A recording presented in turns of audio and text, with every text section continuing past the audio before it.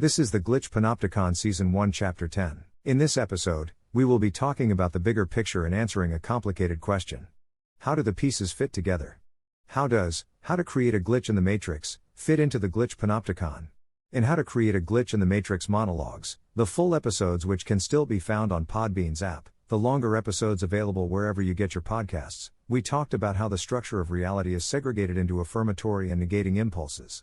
We talked about how any impulses which exist but are negated are responded to by others within affirmatory narratives. This means that by segregating our impulses into binary options, where they exist, they are affirmed, where they are absent, they remain.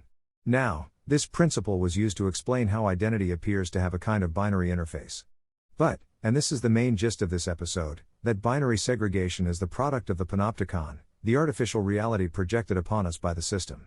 So what is the system? Imagine for a second that every computation which takes place in a computer must be reflected in the organization of the masses. Imagine for a second that computers do not reflect some materialistic conception of reality, but rather are a microcosm of our own intellect projected onto the immaterial. In other words, in one of the monologues, we talked about how every computation must ultimately be reflected in some other reality as a form of mechanical computation. But and this is the larger principle here, the organization of human society is delimited to the extent of our involvement with our machines, by the computations performed by those machines. A second set of principles must be added. Namely, that every computation is a reflection of the experiences of the person who conceived of the equations which made it possible.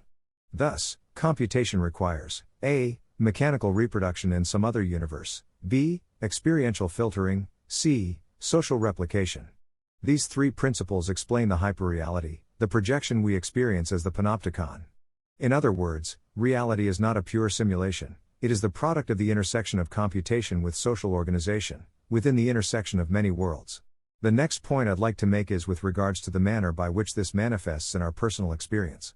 In fact, when we talk about archetypal alignments, about convergence and divergence, of archetypal constellations, as a construction, we are missing the essential point. That point is that the union between people is a true union. Bodies are mere happenstance, our minds produce convergences, which generate overlap in consciousness. Since we know appearance in the Panopticon is synthetic and malleable, we know that it is consciousness itself which determines and imbues appearance. This means that I may be living in one place, but to the extent my consciousness overlaps with some other, a part of me lives there too. The appearance I recognize is the one which I project, not the physical form of some spatially localized body. The preservation of linear consciousness is a mere artifact of the coincident boundaries of our minds. If we escape those boundaries, we may experience things which were meant for another. Or, we may switch from one artificial cell to another. And in between them, the hidden hand works its magic, the organizations of those beyond the Panopticon who preserve the continuity of linear experience, although it is indeed truly a facade. So it is not false for me to say that all Israeli news is filmed in Russia. Nor is it false for me to say the world is flat. For in between such linear spaces is the possibility of abstraction, which may permit visions of some other place. Let me give you an example.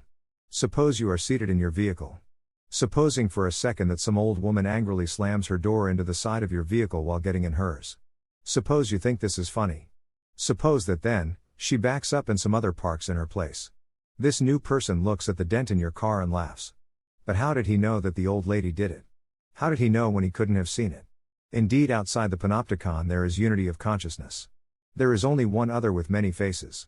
Beyond the Panopticon, the old lady knows what the new driver knows. And they all know she slammed her door into your car to damage it on purpose. But suppose for a second you saw him smile when he saw the dent. And suppose that you pieced it together. How could he know? Unless they are all unified in mind though not in body. And in that moment you realize there is no other like you. And all of them are mere automatons of some larger consciousness. And in that realization does linear experience fade. Continuity must be restored. So, before you have a chance to look at the dent, miraculously, it's gone. How did this happen? Quite easily actually. Since linear consciousness is an illusion, and you realized it, it was merely trivial for someone else to take your car and repair it before your consciousness could return to itself. And this is the lesson. If linear continuity is an illusion, linear consciousness. If all those other people out there are one consciousness in many bodies, then there are no rules of continuity. There are no issues with such deviances. It is perfectly reasonable for just about anything to happen in between the moments of our linear stream. And in fact, just about anything does happen. For in those spaces, Are people living free of contingency, in places of dream or fantasy?